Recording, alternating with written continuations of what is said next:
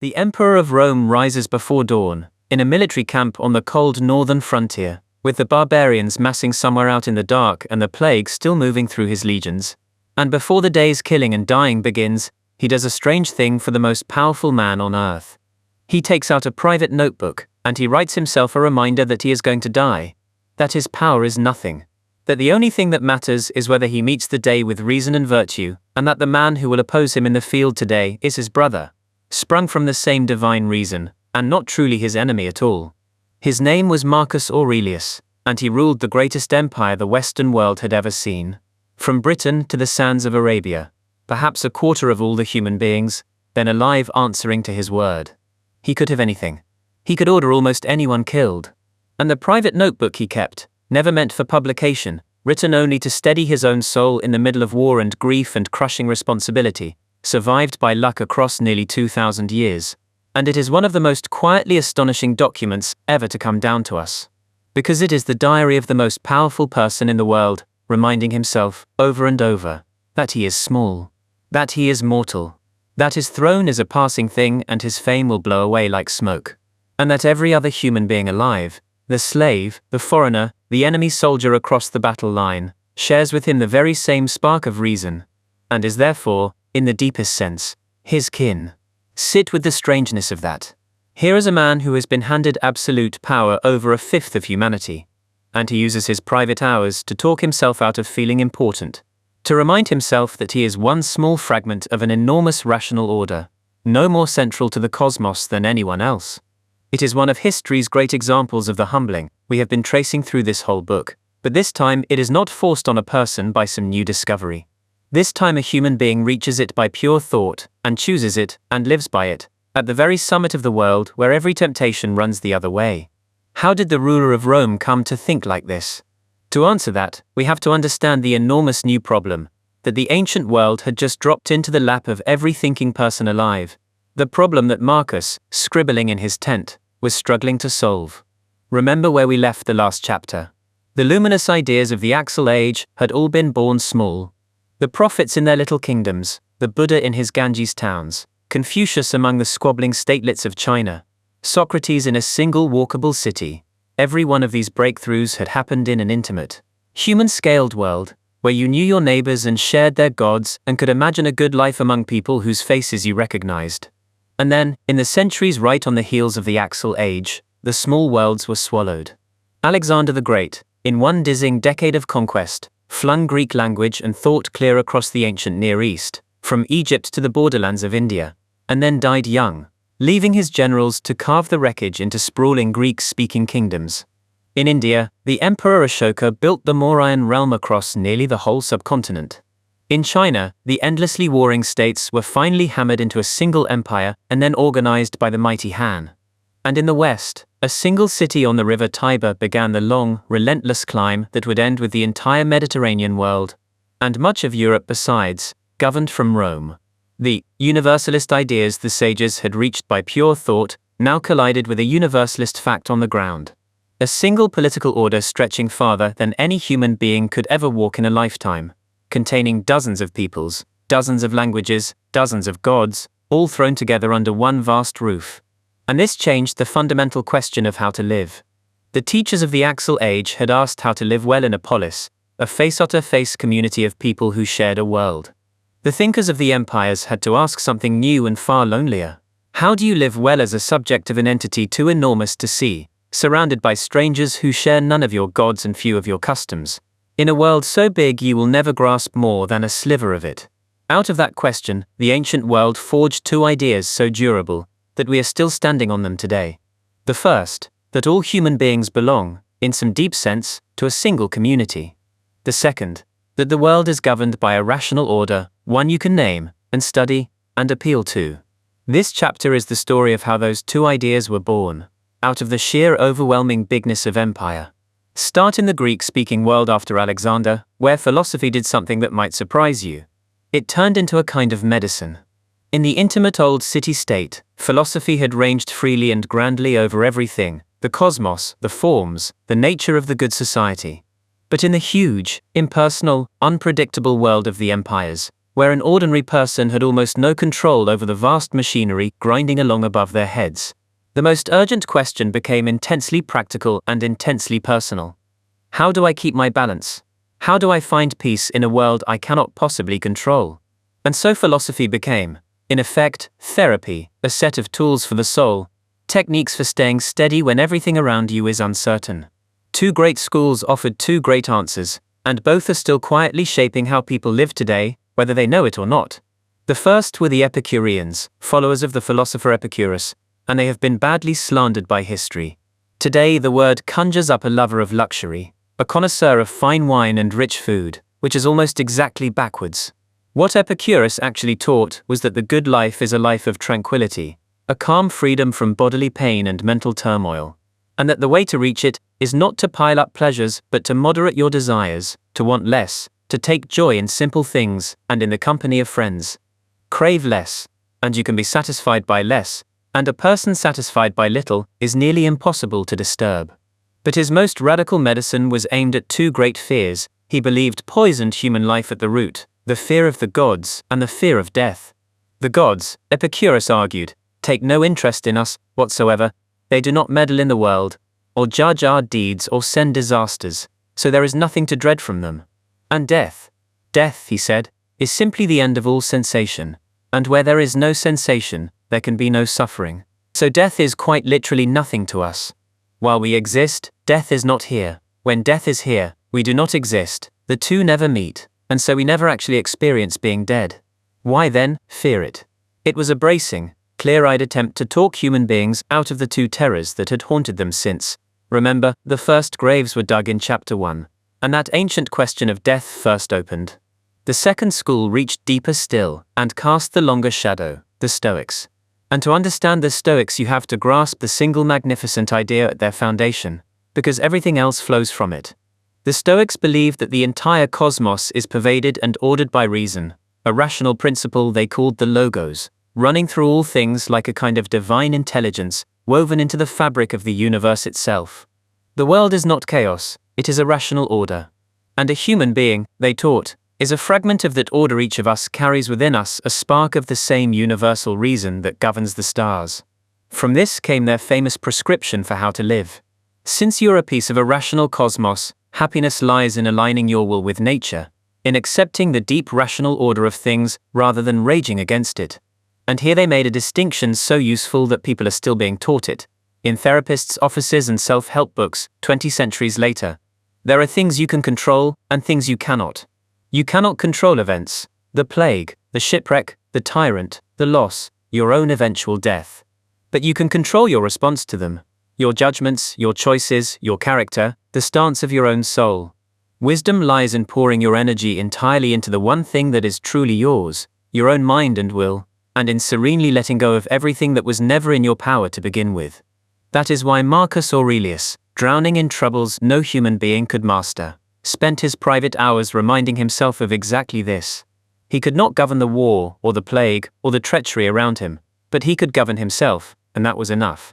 And now watch what grows out of that Stoic seed, because it is one of the most consequential ideas in the entire history of Western thought, and it belongs at the very heart of this book's second great thread.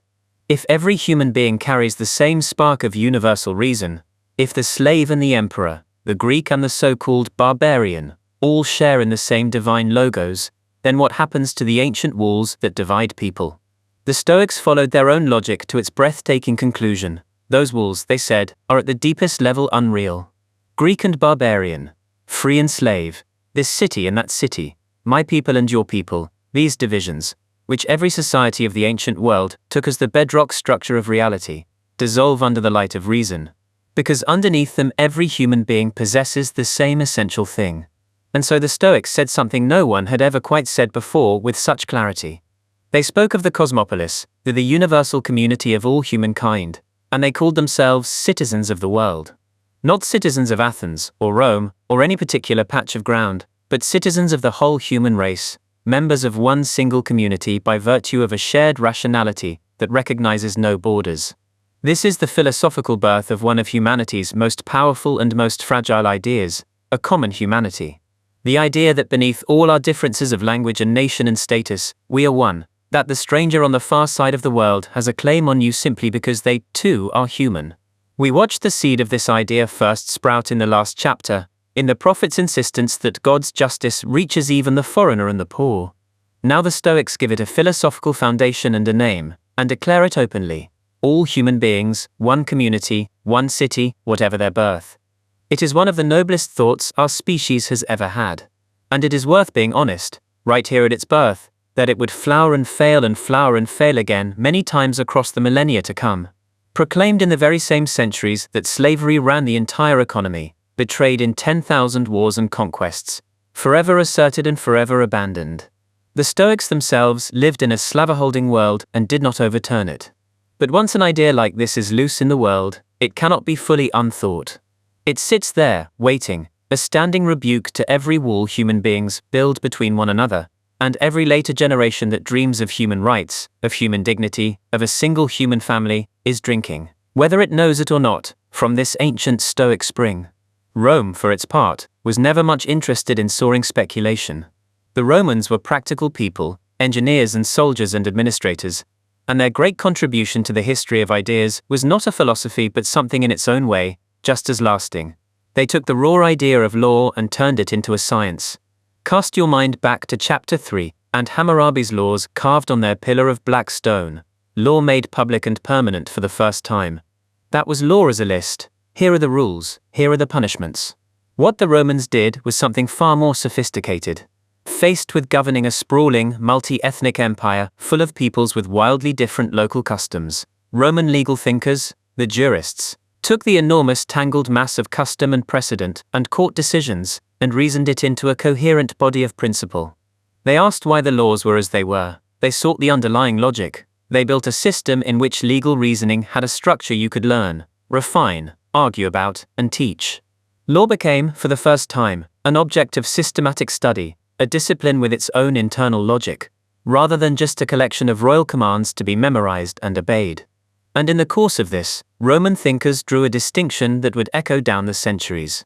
They noticed that some laws were peculiar to a particular people, the specific customs of the Romans, say, or the Egyptians, that varied from place to place. But other principles seemed to appear everywhere, among all peoples, as if they flowed from reason itself, rather than from local habit. This universal layer they called the ius gentium, the law of nations, the body of principles that natural reason seemed to establish for all human beings, regardless of their particular tribe. Notice how neatly this dovetails with the Stoic Cosmopolis. Here, in the hard-headed practical world of Roman courtrooms, is the same universalist intuition, wearing a lawyer's robe, the idea that beneath all our varied local customs, there is a common law, rooted in reason, that binds the whole human race. It is a direct ancestor of the modern idea of international law and universal human rights, the notion that there are some rules so fundamental they hold everywhere, for everyone, no matter what any local ruler decrees. And the Romans did one more thing that mattered enormously: they wrote it all down and organized it. Centuries later, the Emperor Justinian ordered his own jurists to gather up the whole accumulated wisdom of Roman law, centuries of principle and precedent and legal reasoning, into a single massive compilation, later known as the Corpus Juris Civilis, the body of civil law. It was, in effect, a vast library of legal thought preserved in a single work. And here the great gift of Chapter 3, writing, the memory that would not die, pays off spectacularly across the centuries. Because that compilation survived. When the ancient world fell and its knowledge scattered, this preserved body of Roman legal reasoning waited, intact, in its written form, and 1,000 years later, medieval and then modern Europe would rediscover it, study it, and build much of their own law upon its foundations. Roman soldiers and emperors are long dust, their empire is 2,000 years gone. But the logic of their law still runs, quietly, through the legal systems of much of the world today. And now, into this vast imperial world of Stoic sages and Roman lawyers, came a movement that started as small as anything could possibly start, a tiny sect of Jews in an obscure corner of the empire, following an executed teacher, and that would end up carrying the age's most radical ideas to the whole of the Western world. It was Christianity, and we are going to do something deliberate here. We are going to set its theology entirely to one side, the questions of God and salvation and doctrine that people have believed or disbelieved for 2,000 years, and attend only to the ideas it pressed into wide circulation. Because purely as a carrier of ideas, quite apart from whether any of its beliefs are true, early Christianity introduced into the ancient world two notions that were genuinely revolutionary, and that have shaped everything since. The first was an idea of spiritual equality so total that it cut clean across every single social division the ancient world was built on. In one famous early formulation, the claim was made that in Christ there is neither Jew nor Greek, neither slave nor free, neither male nor female, that all are one. Now look at what that sentence does. It takes the three great dividing walls of the entire ancient world, ethnicity, Jew and Greek, class, slave and free, and sex, male and female, and it declares that before God they simply fall away, that every soul is of equal and infinite worth, regardless of which side of those walls you were born on. In a world as rigidly, brutally hierarchical as the ancient one, a world where a slave was legally a thing, where your birth fixed your entire destiny, where the gap between high and low was assumed to be woven into the order of the cosmos itself, this was, in the words of one way of putting it, a kind of moral dynamite. It planted, right in the heart of Western consciousness, the explosive premise that every human being is of equal worth. That premise would take many centuries to detonate. The same Christians who proclaimed it also kept slaves and burned heretics and subjugated women for the better part of 2,000 years. And the gap between the ideal and the reality was, and remains, vast. But once the premise is planted, once you have said out loud that every soul is equal, it sits there like a live charge under the whole edifice of human hierarchy. And every later movement for equality, every abolitionist and reformer and revolutionary who would ever appeal to the equal worth of every person, is lighting a fuse that was laid here. Notice, again, our great second thread, the circle of who counts widening once more, and this time drawn explicitly to include everyone, every ethnicity, every class, both sexes. No one left outside. The second Christian idea is subtler, but if anything even more consequential for the story this book is telling, because it reshaped how the entire West would come to experience time itself. Most ancient cultures had felt time as a great cycle, an eternal wheel, turning and returning. The seasons roll around and come back. The generations rise and fall and rise again.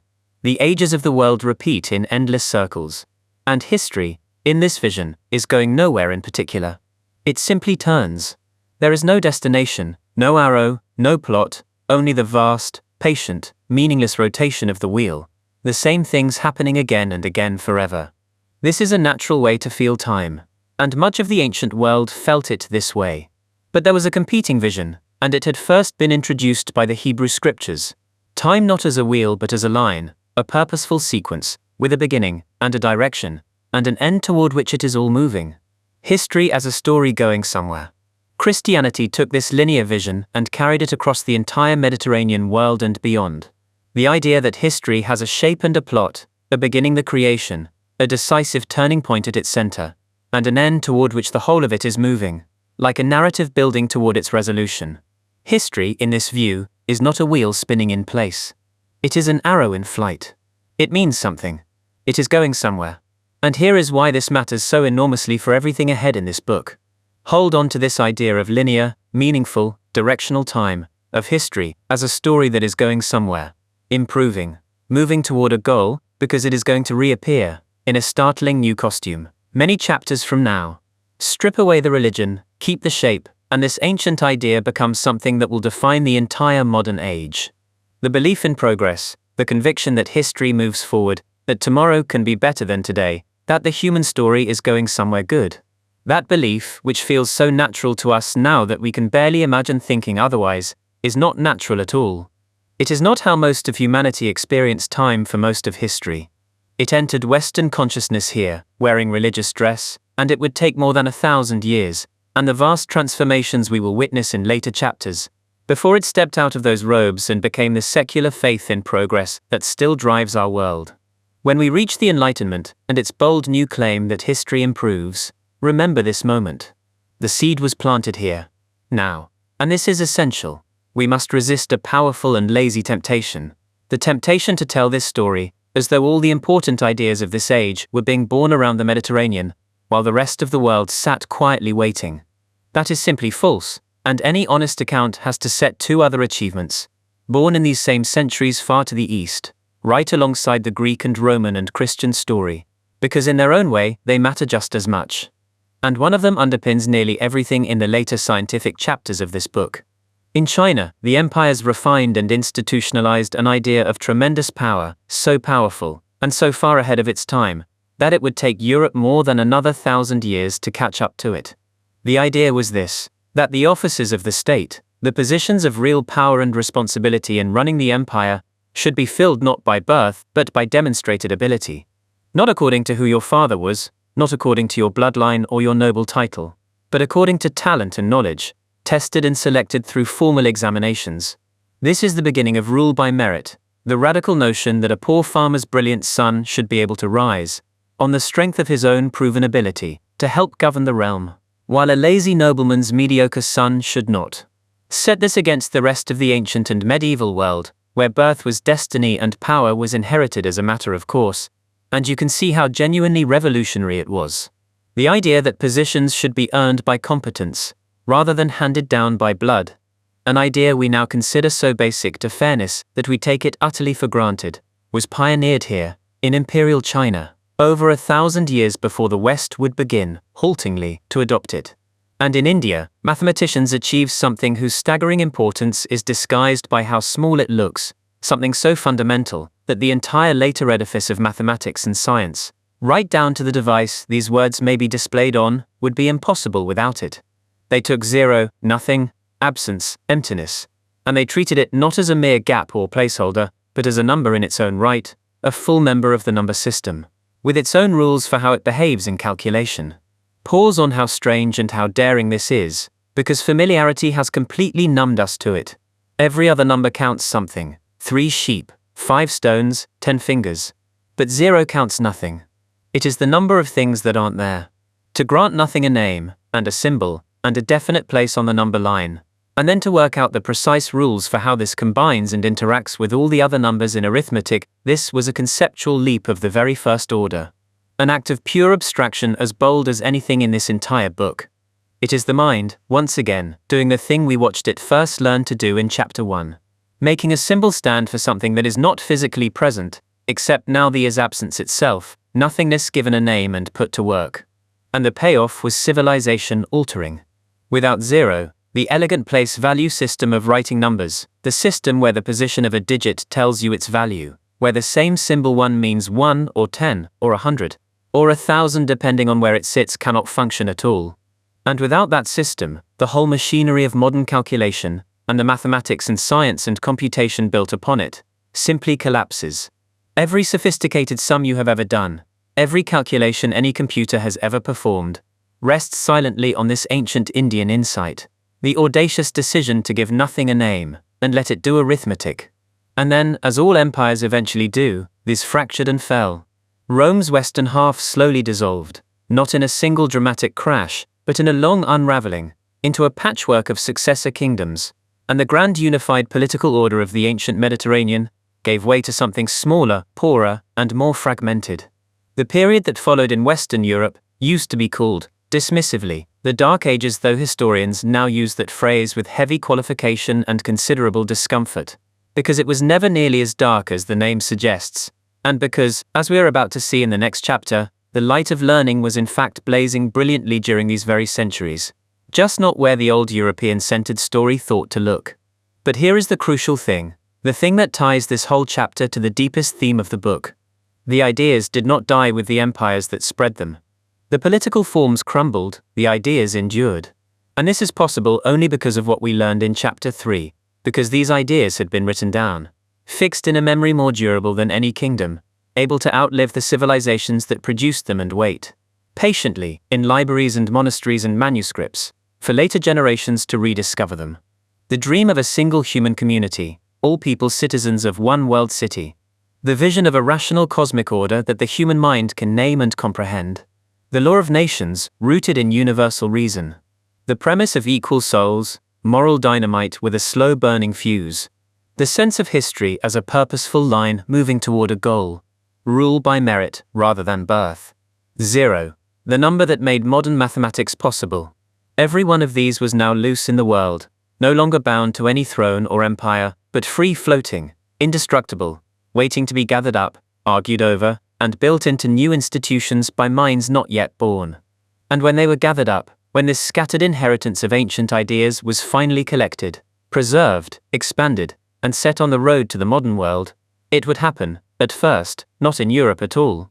It would happen in a brilliant new civilization rising in the East, in the great cities of the Islamic world, where scholars would rescue the wisdom of the Greeks from oblivion, marry it to the mathematics of India, add discoveries of their own, and light a lamp of learning that would burn for centuries, and eventually, carried along new roads back into a reawakening Europe, helped to set the whole modern adventure in motion.